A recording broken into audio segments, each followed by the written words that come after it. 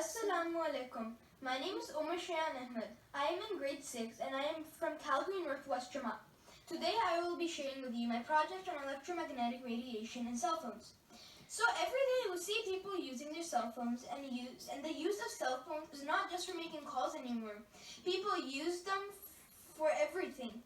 And because of that, concerns have risen that using one's cell phone too much can be hazardous to one's health, as cell phones emit electromagnetic radiation.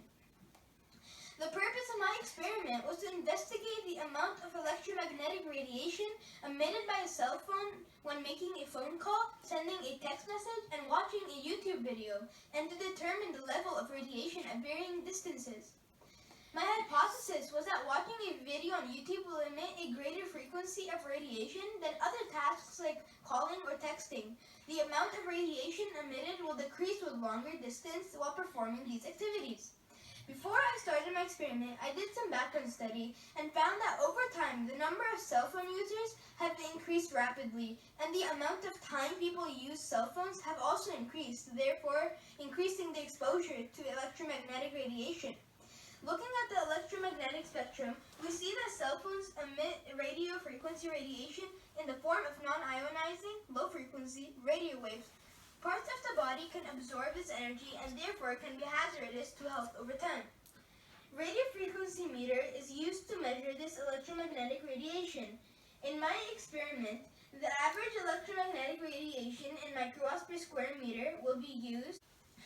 These are my variables and materials. Now let me explain the procedure of my experiment. First, I gathered all the materials and then turned off all sources of radio waves such as Wi-Fi, cell phone, tablets, and computers. After I set up the radio frequency meter and measured the background radio frequency level of the location, making sure that it was low as possible with little to no interference. Then I measured and marked location on masking tape at 2 cm, 5 cm, and 15 cm from the radio frequency meter.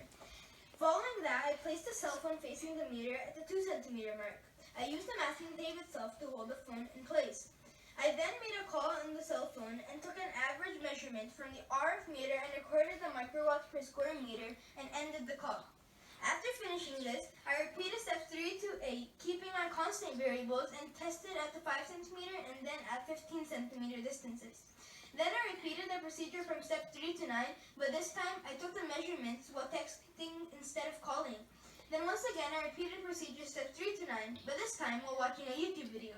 I inputted the results. This is what I got.